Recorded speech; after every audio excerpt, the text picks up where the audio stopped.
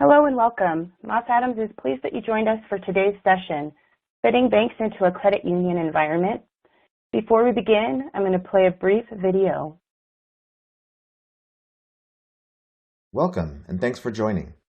We're pleased to present our continuing professional education webcast series.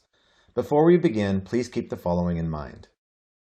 You can customize how you view our presentation and interact with the presenter. For better viewing, close all other applications and turn up your speaker volume. You can adjust window size and placement or enter full screen mode using the controls at the top right of the window or dragging the bottom right-hand corner to resize. At the bottom of your screen, you'll see a series of icons that relate to a different aspect of our session. You can download a PDF of today's slides from the Slide Deck and Handouts widget. You can ask questions by typing in the Q&A window and clicking Submit. We'll do our best to answer all questions or follow up via email. If you experience technical difficulty, refresh your browser by hitting the F5 key. Today's session offers 1 CPE credit. To receive credit, you must meet the National Association of State Boards of Accountancy requirements. You must attend at least 50 minutes of the session and respond to at least 75% of polling questions. To participate in the polls, please check the button next to your answer within the slide window and click Submit. We'll track your progress and alert you when you've earned CPE credit. You can then click the certificate icon in the CPE Progress widget and download your CPE certificate. Don't worry if you can't download your CPE certificate today. We'll email you a copy in 2 weeks. If attending this webcast in a group, you must complete our group CPE attendance sheet, available in our slide deck and handouts widget to receive credit. Please have all group members sign it and send only 1 sheet per group. CPE credit can only be awarded to participants registered as themselves and isn't available for participants who view the on-demand version. This presentation is not legal, investment, or accounting advice. We encourage you to seek the counsel of a professional service provider to apply this content to your specific circumstances. And now I would like to introduce today's presenters from Moss Adams, Ryan Sturgis and Kristine Hoeflin, both partners here at our firm. Their bios and contact information are located in your webcast console if you would like more information. And now I'd like to turn the floor over to Ryan to get the presentation started and introduce our guest speaker. All right, thank you Danielle, and thank you so much for all your help getting this thing put together. I know it takes a lot of effort. So no, glad we had a great attendee list. A lot of folks out there, different backgrounds, organization-wide, and just really appreciate the chance to talk on this. This is a really great topic, and I don't want to say too much. Obviously, we have Dave Giesen on the line as well to kind of speak through some items. But you know, I've been with Moss Adams about 20 years now, and been through many bank mergers, credit union mergers, branch acquisitions, various things, and it's just amazing to see just the momentum in various areas like this. But I will turn it over to Dave. We've known Dave for a very long time, and he's, I think, all the time that I've been with Moss Adams, I think he's been floating around and doing a lot of work for our clients and peers and such, and just tremendous knowledge when it comes to valuations and due diligence and various topics. But great to have Dave as a friend of the firm and let him speak to some of his background and kind of get the juices flowing here. Dave? Well, good morning for most of us. For a few of us on the East Coast, it's good afternoon. But thanks, Ryan, and it's a pleasure to be talking to everybody. As Ryan said, I've worked with financial institutions now for over 40 years and have had a lot of experience working with Ryan and with the Moss Adams team. And I'll just start by saying they're great folks, and we've enjoyed a relationship with them. And plus, as a Midwestern guy, it's always a pleasure when I get to come out to the West Coast, especially in the winter. So with that, a little bit of what we're trying to do today is essentially to talk about what's becoming a very, very hot issue among credit unions and among banks in the United States. That's basically the question of credit unions acquiring banks. What should you be looking for? What should you be focused on, and how you should do it?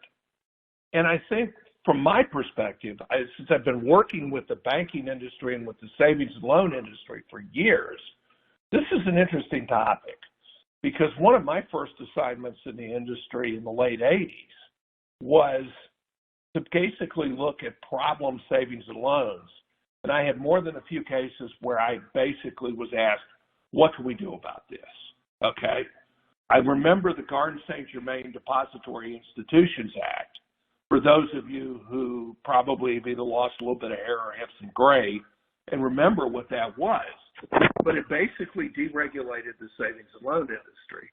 Well, in the process, a lot of them lost track of who and what they are and how to do this. And while today isn't going to help everybody with that, what it'll do is give you a starter or an opportunity to begin to focus on the things that you need to be thinking about if acquiring a bank is in your future. And if you're a banker, to be prepared for the kinds of things that a credit union is going to be asking if you and a credit union you begin to talk about a business combination, a merger, or what have you. So that is kind of the focus of what we're going to do today. And I kind of just like to start by talking a little bit about why you do it. And I think with broader member commercial lending authority, about a small to mid-sized community bank or a good bank acquisition certainly is going to allow a credit union to diversify its loan portfolio. You're going to increase the number of potential members you have. You can improve your profitability. And frankly, for a lot of credit unions who have a lot of very loyal members, having the benefit of being able to do member commercial lending on a small to mid-sized scale is going to be a tremendous opportunity. But there are risks. And the first one is, can you do it at all? Does the bank make sense for you? The second one is the due diligence considerations on the target. Thirdly is what to do with your own thoughts and the authorities that you're going to pick up as a consequence of the deal. And fourthly, I think this is really, really, really important, is whether your policies, whether your procedures, your systems, your risk management system is adequate to address what you're taking on through a bank. And so as we think about it, we go to the first question. And Danielle? Thank you, Dave. So our first polling question is, has your credit union considered a bank acquisition? A, no. B, we have evaluated but not moved forward. C, we have acquired a commercial bank. I'll give you a few moments to respond. And remember, to respond, please click the button next to the answer you choose and hit submit. If you can't see the button, please enlarge the slide area.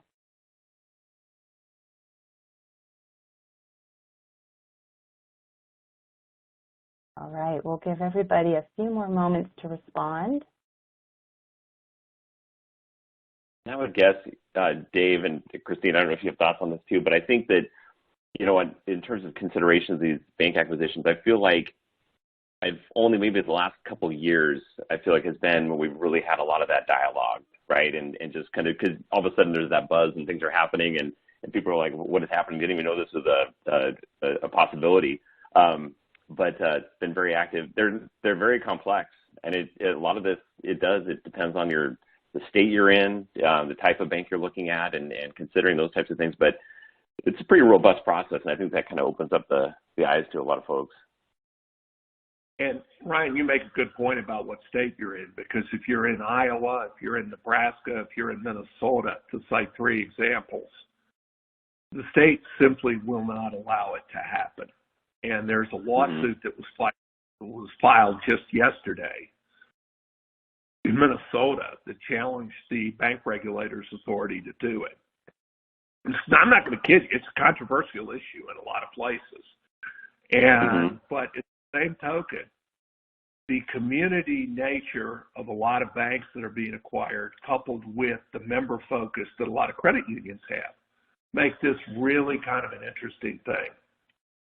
So, Danielle, you've got answers? Yes, here are the results. Okay. Candidly, this is about what I expected, only because we are early in the process, relatively speaking. There have been a relative handful of transactions, and I think that the industry or the credit union business has to get comfortable with the transactions before they do it. But I think what's interesting is the 12.8% that have evaluated but not moved forward. That's kind of an interesting factor, and I'd be curious if, during the course of this, if somebody wants to talk or at least comment as to why they didn't move forward if they looked at something. So with that in mind, I want to talk a little bit. Ryan, you touched on the emergence of the trends. And if you look here on the slide that we have, you can see that this started out really, really slowly. Going back to 2012, you had an average for the first couple of years of 2, maybe 3 transactions a year. And not only that, most of the transactions that we saw in those days, if you look at the right chart, were very, very, very small. These tended to be community banks that had modest problems. They tended to be very, very small banks that just kind of might have been an additional branch for a credit union. But they were really small. But look at what's happening beginning from 2018 to 2022. The pace is picking up. And generally, in the banking industry, we see about 250 to maybe 280, sometimes as high as 300 transactions a year. So this is still a relatively small component of a much, much bigger market. But the fact that it's growing, the fact that even since we have put this together, there have been a couple more transactions that were announced for 2022, is suggesting that this is growing and it's becoming a bigger and bigger issue. The other thing to keep in mind that I think is fascinating about it, when we looked at credit unions that actually did acquisitions, was that initially the numbers were very, very small. Again, going back to 2012 to 2016, the numbers were generally below about $150 million. Look at the average asset size of what's happened in 2021 and 2022. And I think what's even more interesting was there was one down in Georgia where, had that gone through, and it didn't, the bank that was being acquired by the credit union would have had more than $1 billion in assets. Okay? The key takeaways is obviously the size, the complexity, the involvement of these transactions are getting more and more, getting larger and more complex as time moves forward.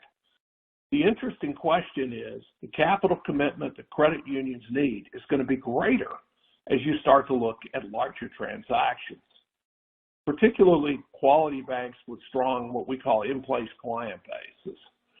So with that in mind, there's been a question, do credit unions pay more? Do they pay less? Do they pay the same? What you see here is on a price to tangible book basis. This year, the numbers have gotten higher, clearly.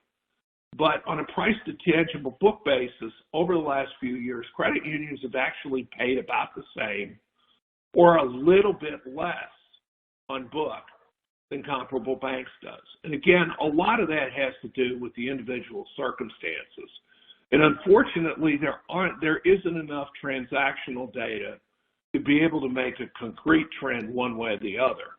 Because for the 63 credit union transactions that we've seen since 2012, only about a third of those have any real pricing data on what the credit union actually paid. So we're working from a little bit of a disadvantage in that we only have modest amounts of pricing information. It's publicly available. That said, you can see there isn't a huge difference between what credit unions and banks are paying on a price to tangible book basis. There is on the earnings. And the earnings bring about two things that are noticeable. Number one is the banks may not be strong earners, and the credit union wants it for one reason or another and can afford to pay up. The second reason is that over time, credit unions may have to pay more because of the tax implications of a purchase and assumption transaction, which is how virtually all of these things have been done, which means credit unions are going to be cash buyers.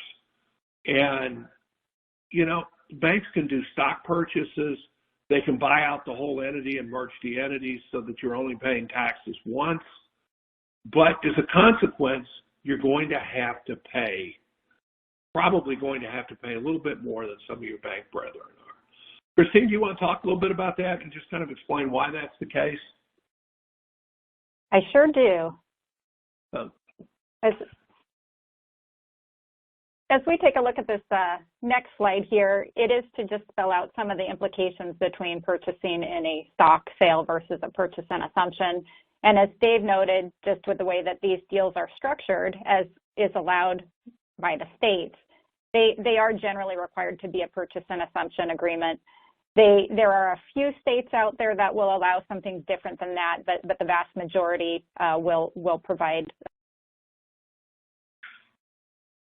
What you do see here on the screen, and I'll walk you through the numbers in more detail, is essentially the implication to the sellers of where the actual net after-tax cash comes through.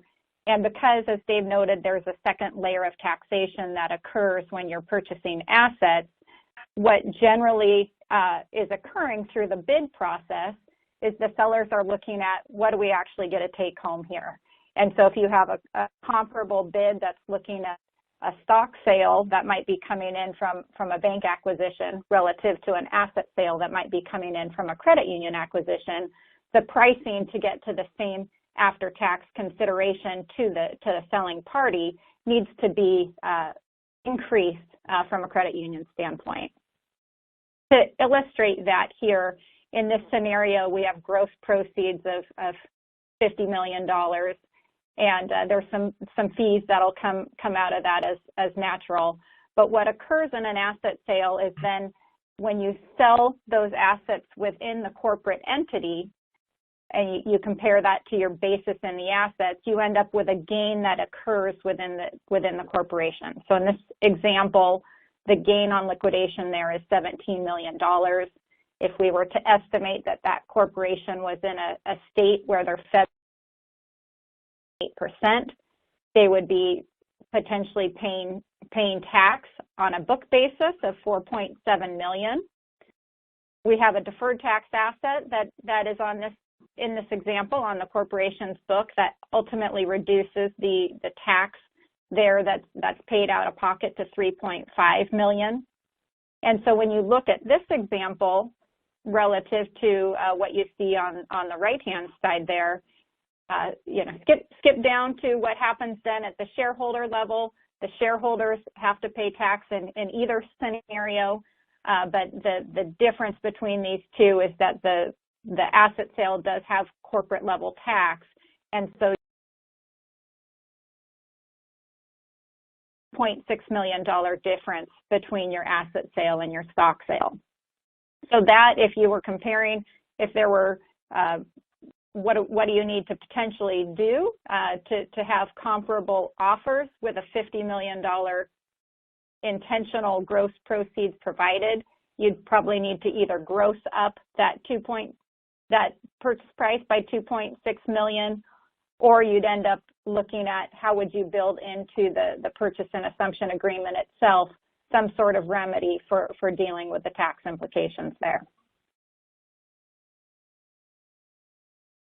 A couple of other items just to note in terms of agreements that we've seen come through in these types of transactions. Some we do see where the acquiring party does go ahead and gross up the purchase price for the impacts of the double taxation.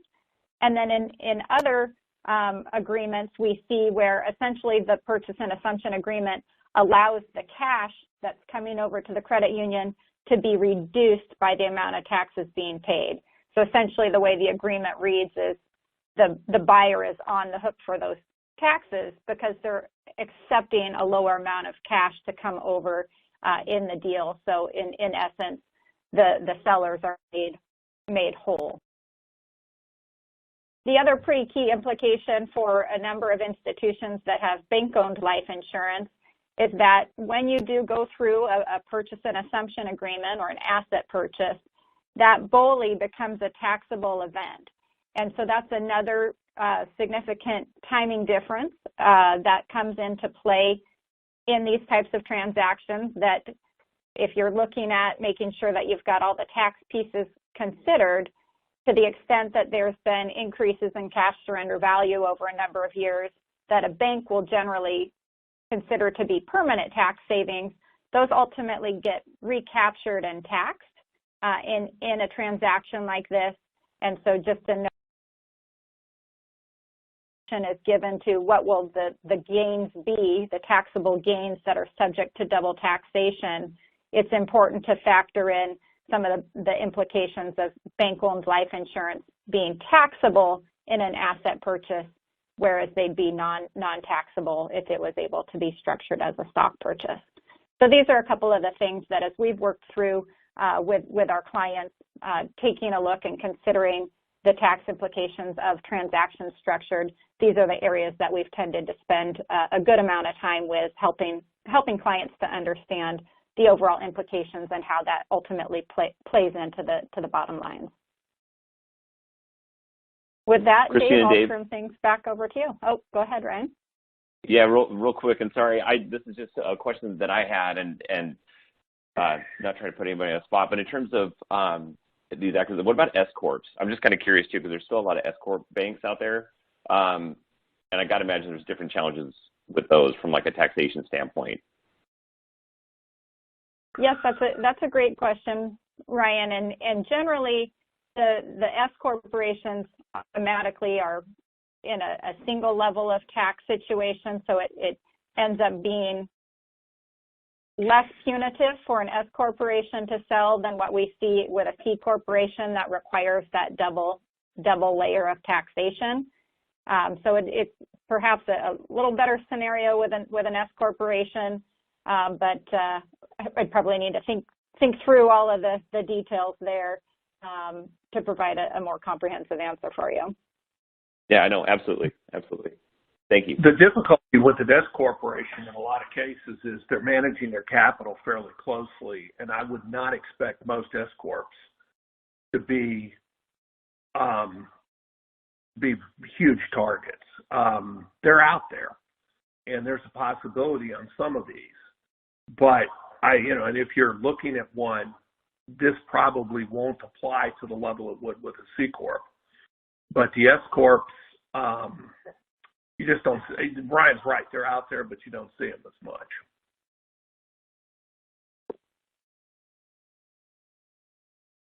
Okay, we have another question here as we go into the next segment. Danielle? Great. So for poll question number 2, how well capitalized is your credit union? A, 8% or less tangible capital. B, 8% to 10% tangible capital. C, 10% to 12%. D, more than 12% tangible capital. You do have the option to submit questions for us by using the Q&A window. We have quite a bit of content to cover today, so if we don't have time to respond during the webcast, we'll do our best to follow up with you afterwards.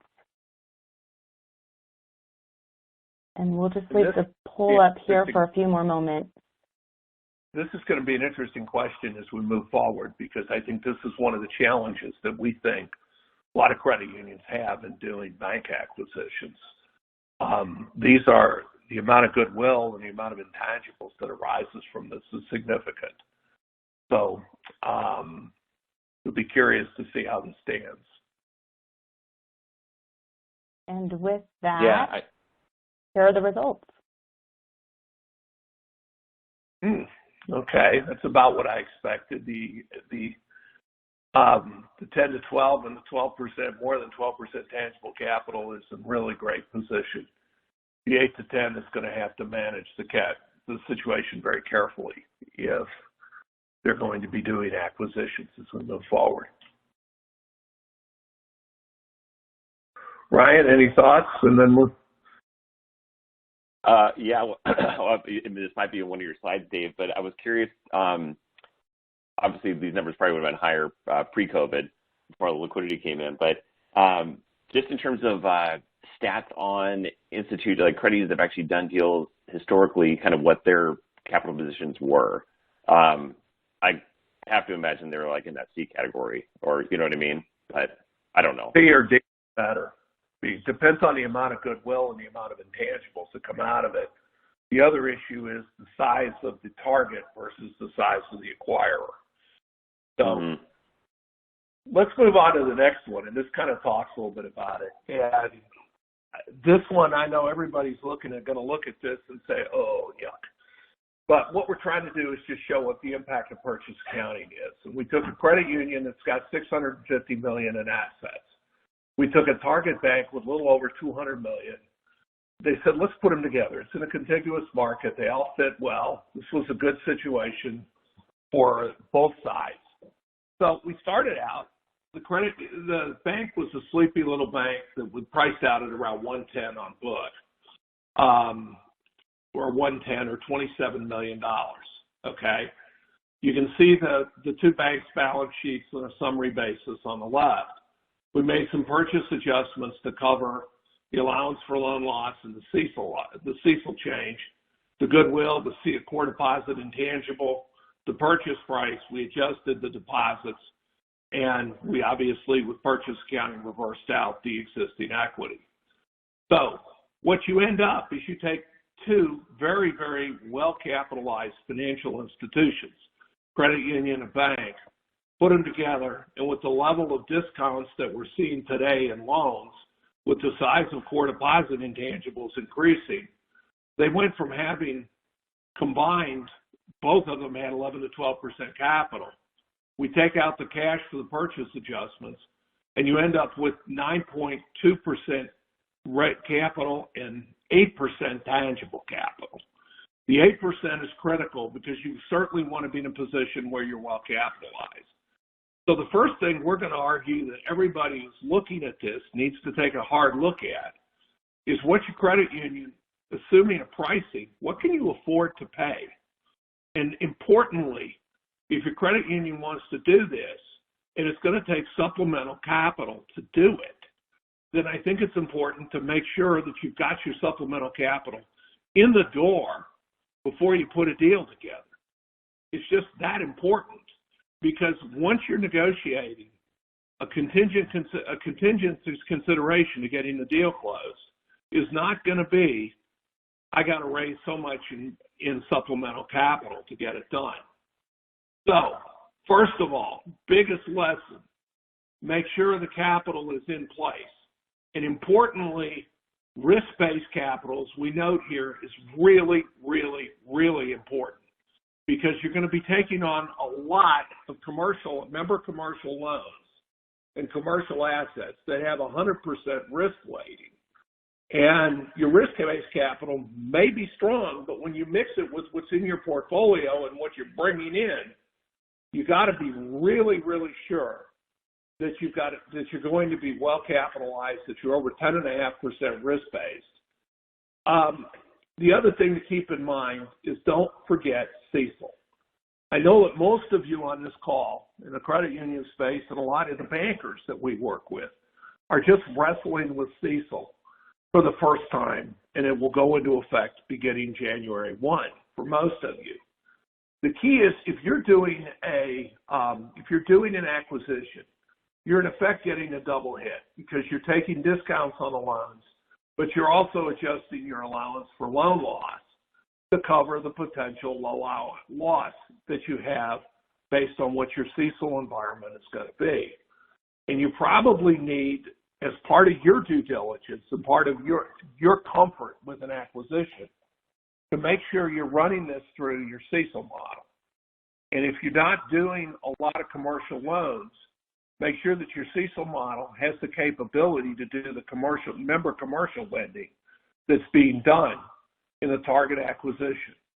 The CECL adjustment is new, and up until the adoption of CECL, that 1.2 million that we've shown here as a sample for that would not have been on this. Okay, so the question is, why do we do this?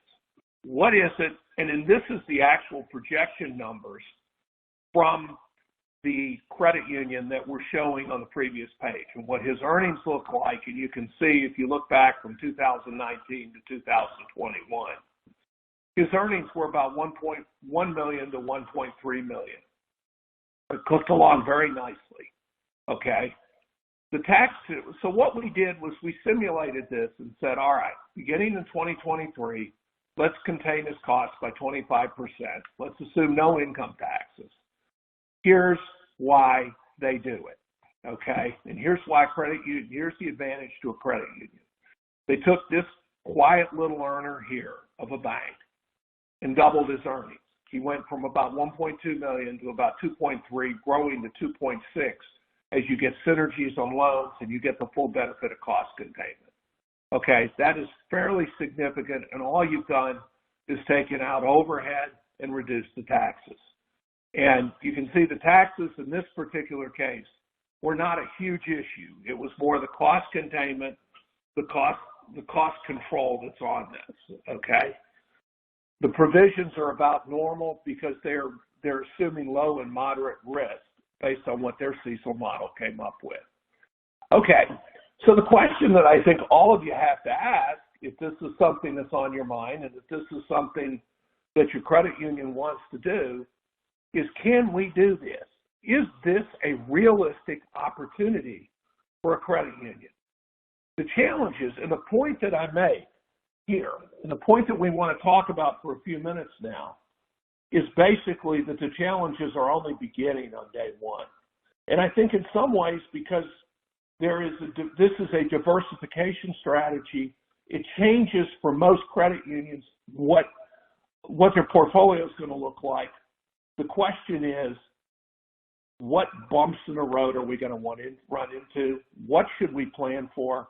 And what should we do? So with that, okay, I wanted to ask the question about supplemental capital. So Danielle? Absolutely. Here we are at poll number 3. Do you expect to raise credit union supplemental capital? A, yes. B, no. And as a reminder, if you would like to receive CPE credit for today's webcast, you will need to respond to at least 3 of the 4 polling questions. I just want to jump in real quick here, and Dave, I think it goes back to, this slide's great because that the one previously that showed the capital impact on day one when you do the transaction, that's probably the one that scares away a lot of folks, right? When they see their capital go from like 10 to 8%. And that was also kind of, I think, an eye-opener for many credit union executives looking at these things, not understanding that they don't get any capital within the transaction. So it does take a big hit. So it's real critical on the pro formas, right? So how do you make it work on a go-forward basis? So the pro forma that you show, it's like you have these key elements on income and certain expenses, whatever it may be, and then it's just getting the team to understand, okay, how do we make that reality, right? So what are the things that we need to do to make these projections real? And so I'm pretty sure we'll get into some of that, such as retention and those types of things. Ryan, one of the important metrics you need to understand as a credit union manager as you move forward is tangible capital payback. Okay, you're tying down your capital, okay, on the acquisition. Obviously there is the accretion and all of that good stuff, but one of the things that I would argue is critical here is the question is, I put a certain amount of tangible capital into the acquisition. Clearly you saw that from the purchase accounting adjustments and what they did. The question is, how long is it going to take you to earn that back and earn back the investment that you put into it, given the earnings projections that you make? Clearly, there's no set answer to it, but the sooner that that's earned back, the sooner that you've got your capital repositioned so that you're at or above a tangible capital level you were before the deal, the better off you're going to be. And the more flexibility you're going to have in making the acquisition work. Yeah, absolutely. Great. Thank you, everybody, for your responses, and apologies for the early difficulties, but here are the results.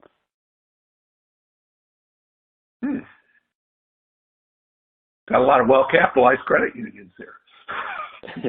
That's true. So, okay. So we move on. Okay. As we move in, we talk about the target's due diligence. And as you can see here, there's the top 7 issues we talk about that every time I've ever been involved in due diligence, M&A advisory, valuation, what have you, loan quality, deposit costs are always 1 and 2. And the loan quality is always there, and it's always something that the credit officers are always going to look at it, and they're going to say it's not as good as what you got in-house. That's just reality. That's understandable. I would focus on it. We'll talk about that in a minute. Deposit costs are critical, and what's important to understand in the deposit costs is how the bank is pricing deposits compared to how your credit union is pricing them. And we had one situation a number of years ago where we had one of our clients acquired a small bank in the Los Angeles basin. The small bank was pricing materially higher than our client was. Client dropped down to what their rates were throughout the region. And the result was that they lost about 80 to 90% of their money market deposit accounts in the first 6 months afterward. You need to look at that. And chances are you're probably going to be priced about the same, maybe a little bit better, depending on how you treat your members. The key there is make sure you understand what you're really buying and what you're going to get. I want to skip to a couple of issues for a moment. We'll come back to these. But there's a couple of things that we've seen in some of the M&A work that we've done over the years. And there's a focus, and this is really, really, really important, particularly if you're buying a franchise for the complete franchise. And that is, the first one's the potential member retention. Clearly, one of those things has to do with how the field of membership that you have overlays to where their customers are. And working together to make sure that you keep those customers as members once you come in. We make the point, make sure you know what you're buying. And the reason I bring this up is a couple of quick points that we've seen over the course of my career. One was the question of what exactly are we buying? We had a client that bought a bank branch system in Michigan. It was in the Upper Peninsula. It was back more than 10 years ago. The problem was when you got in and looked at the depositor base, there was a significant number of those depositors that weren't in the market area, that had moved to another part of the bank system and so forth. The consequence was there was probably about 10 to 15 million of deposits that weren't going to come over under any circumstance. And if you closed the deal with those inside, they would be gone within about 30 to 45 days. So you need to do your due diligence up front on the depositor base and ask yourself, who of these people am I going to keep? And a lot of that depends on the way you support your products and the capability, that you have to do it. And one of the questions that you have to ask as a credit union is, does the bank have the mix of services, the mix of products that go out to commercial customers that I'm going to keep if I do the acquisition? And secondly, do I know what's profitable? The other part of this, and this is something that we see on just about every M&A I've ever been involved in, is who are you going to keep? What administrators, what loan officers, what client relations people, what retail bankers are there? And chances are your target won't know as well as they think they know who the real producers are. And I cite for that an example, and this one's from the East, and it happened a lot of years ago. We went into a savings line. We were working with the CEO, and we were trying to look at how they were growing, where they were growing, and so forth. They had one officer that nobody knew about that was a personal banker to almost $300 million of deposits. And nobody thought about it. Nobody thought about the relationship. Nobody focused on that woman. And she was incredible. And she worked with people, they knew who it was, and they came in and repeatedly asked for her. And the more diligence that we did, the more we realized that she was an important part of maintaining a series of products and services that are very, very, very critical to any acquisition and to the core franchise. So the key is, when you do your due diligence, focus on the people, focus on the products, and ask the question, really, do you want the products? Do you want the services? And if you put the kibosh on one or more, the question is, what's that going to do? What you don't want to do is get into a position where you're chasing off a significant amount of the client base. And trust me, if you do an acquisition on a bank, every competing bank and credit union in the marketplace is going to be eyeing the people who are the producers. And chances are they know who they are. They very much know who the producers are and who they want to have, and who, if that bank were ever sold, they want to keep. Okay? The other issues real quickly before we move on, at one-time acquisition costs, don't lose sight of those. Don't lose sight of who you want to keep and what it's going to take in terms of executive retention to do it. There's going to be a transition period with IT, and it's going to take some time to get it transitioned over. And your IT staff is going to be pulling their hair out of their head in order to get that done as well. Okay. Deposits, again, you can see this is a typical mix from one of our clients fairly recently. It's probably a little tilted more towards CDs than what we normally see. But part of your deposit due diligence that we talk about needs to include, what are people using this financial institution for? The bank is a savings and loan. Are they parking money there? Are they really using it for transaction accounts and so forth, which ideally is probably what you want. And then the question you have to ask, and you look at this, is, are you offering to a commercial member of your credit union what the existing bank offers or what your competitor banks offer? And how are you going to do it better? And if you've got to upgrade your IT systems, if you have to upgrade your operations or add people, does the incremental cost of doing this make sense? Okay. Couple of things to keep in mind, particularly in this environment, is, quite frankly, what's the impact going to be on the CDI? A year ago, we were seeing core deposit intangible values is essentially next to nothing because rates were so low. Now we're seeing those CDIs pushing 2.5% to 4% on core. And frankly, on total deposits, it's anywhere from 2 to 3%. So you've got to focus on that, because that's a critical measure. It's going to go into your pro formas.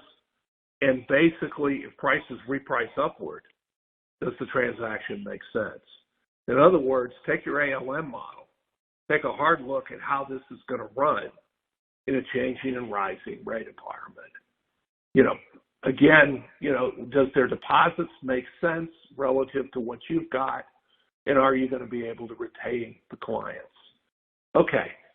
This part, loan review, I think most of you probably have to one degree or another. But your loan review basically looks at about 8 points. Review and testing, lost history, check recent payment history. But there's a couple of things that I want to focus on that I think is really interesting in here. One is the appraisals. We've got rising rates. And if you look at the income approach to real estate appraisals, on commercial real estate, the question is going to be whether the income that's coming off the project is going to hold. You look at the rent rolls, you look at the remaining lease terms, but you're also going to want to look at what capitalization rates are and do they make sense. The other thing, I say special circumstances here for 8. One of the critical measures that you want to be focused on is, quite frankly, whether they're giving exceptions to their loan policy and where they're doing it. If it's an exception that's generated by a base rate, for example, or an analysis, then okay, that may be one thing. If it's an exception to a debt coverage ratio or a loan-to-value ratio or some other critical policy, I'd be looking at that. And as part of your loan review, please be sure to track the exceptions. Track about when they did, and if you've got an exception and the loan is a couple of years old, look to see if they grew out of it. If you re-underwrote the loan, you could today. The key issue, and one last point that I would make on loan reviews, make sure that you're underwriting, reviewing, and if necessary, re-underwriting based on your lending standards, your credit union standards, what risk tolerances you have, and make sure that the loans you look at, the loans you select for review, and the conclusions that you draw off the line sheets are focused on your loan policy and not theirs, because it's going to be you that's got to live with it, and it's your risk tolerances that are critical as you move forward. Okay, real quickly, what do we find when we do loan reviews? This is a little chart that we show to a lot of our clients.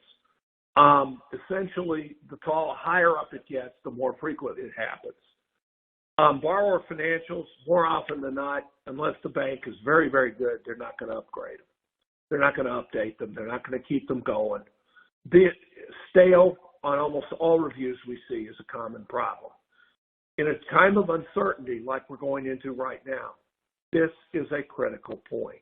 And so I would encourage all of you, if the borrower financials are stale, you're going to have to spend a lot more time with the loan officers. And if you see a set and forget situation where basically the loan pays, everybody's happy, things are going well, that would be a red flag to me. That's a cause for concern. Economic stress, the question you've got and the question your loan review needs to ask quantitatively is, can the borrowers and guarantors in the portfolio withstand well an economic downturn, particularly as loans price or as loans mature and they're looking the balloon loan, if it's a reprice on a line of credit, for example, what are they looking to get out of it? Okay. How are the covenant enforcements happening? Is the collateral coverage strong enough? That's been an issue with what we've seen. Policy exceptions and borrower concentration. The other thing to look at is, do they have excessive concentrations to a couple of borrowers that are going to create headaches or may even be bigger than what your credit union wants for loans to one borrower ratios. Okay, with that, the next question, Danielle. Thank you, Dave. Our last question for today: have you made a material amount of member commercial loans? A, yes, this is a critical part of our mission to serve members. B, yes, we will serve members who ask for MCLs. C, no, this is not something that is part of our mission. For those of you that would like a copy of today's slides, you can download them from the folder that says Slide Deck and Handouts. We will also be sending the slides via email tomorrow, along with the recording of the webcast. This is really important when you do due diligence on your own institution, as you raise the question of whether it is you want to be involved in bank acquisitions. Because the more comfortable you are, the better you will have gotten at doing member commercial lending. The more comfortable you're going to be with who you're bringing in and what kind of bankers are out there and what you're comfortable doing. Yeah, Dave, and I was going to say too, I mean, we talk about like the reasons why, credit unions might look at these types of opportunities and sometimes it is because they have no commercial program, but that's what they want to do. And maybe there's a great bank nearby and great group of people. But it does emphasize too, just the importance of understanding who those key folks are to retain, because if you do, obviously acquire that institution and you have no commercial lending skills and they all leave, then you obviously have a big problem. Yeah. And one of my concerns, Ryan, is that while you're right, you don't want to lose those people, you don't want to lose the members and that sort of thing. you've got to have it. It leads very nicely to our next subject, which is going to be your infrastructure in place in terms of what you're comfortable with, what your risk profile is, and what you're willing to do. And before you look at a bank, it's easy to say, I can solve the problem with a banker. These bankers, they really know what they're doing. I'll bring them in and help me. But the supervisory board and the management team of the credit union has to be equally comfortable, okay? And the area that would be a concern for me, frankly, is the item C, is if you're doing a commercial bank that's got a significant portfolio of commercial real estate and commercial lines of credit, and it's not something that's part of your mission that maybe you're thinking about it, there's a lot of spade work that has to be done internally before you get to the point of looking at a commercial bank. And so it can be done, and it should be done if that's something you want to do. But it's something that I think the critical point, what we want to talk about for just a couple of minutes, is looking inside yourself and asking the question, okay, if we do this, what do we need to decide first? And so the first question that we highlight is risk management. And if you're going to do this for the first time, if you're going to dramatically expand, the core question that a credit union has to ask is, do your policies need revision? Okay. And the question is, how much risk is acceptable? We look at things in terms of concentration limits by types of loan, be it a member commercial loan, a member commercial real estate loan. What limitations on collateral do you have? What oversight do you have? And what kind of areas of focus in your policies, in your asset liability management, your ACLs, including your CECL adjustments, do you have? The question here is, for example, we've looked at a medium-sized commercial bank in the state of Washington a few years back that had a big concentration of SBA loans that were secured by hotels and motels. Okay, is that something you want to do? If it's got a lot of warehouses, a lot of retail, a lot of commercial office space that's securing their loans, you have to ask yourself the question before you begin, how comfortable am I going to be administering this? And particularly, and yes, in a lot of cases, you may be buying the talent to administer it, but you'll also run the risk that some people are going to be looking at this and saying, you know, maybe I don't want to do this, or maybe Bank X across the street or Credit Union Y offers me a better deal. So the question you start with is, what are you comfortable doing? Why are you comfortable doing it? Do you have the expertise in-house right now before you do the acquisition to oversee and manage the risk? The second thing is your supervisory board is going to have to look at it and ask the question, where are we from a risk profile? Okay? Again, you're not expecting them to manage the risk, but they're expecting to oversee your processes. It may be as simple as going back and reviewing your loan policies and saying, we can do it within the parameters of what our policy says, what our procedures say, and we can wade into this. It may mean saying, look, we're going to have to sell some loans, or they're going to have to sell some loans prior to or immediately after closing. It may mean you just say, look, this is not something we're comfortable with. And we've had that happen with our clients too. We had one case, California, where we actually looked at a commercial bank for the better part of 4 days. We did due diligence. We did preliminary valuations on it. We kind of came up with some internal procedures that were going to have to happen. And then everybody got together with the management team, and we all looked at each other and said, this doesn't fit with the culture of what it is we're trying to do. So the point here is, for some of you, reviewing this and looking at who you are internally in light of a potential acquisition is second nature. But if you have limited member commercial lending, limited experience, this can certainly be a very challenging and very potentially strong struggle to be focused on. So that's that. The other issues, obviously risk assessment. How much risk am I really taking on? Whether my policies will allow it. IT concerns is a bigger issue. And we've had situations where our clients have looked at acquisitions and backed away or had to restructure part of the deal because the IT system that they had wouldn't support some of the unique products that were coming over. And if your credit union system, IT system, is used to working with the credit union environment, primarily with consumer loans, with mortgage loans, a little bit of MCL, the question is, can you get the reports? Can you get the operational things that you need? And these are the things that I would encourage you to focus on ahead of time.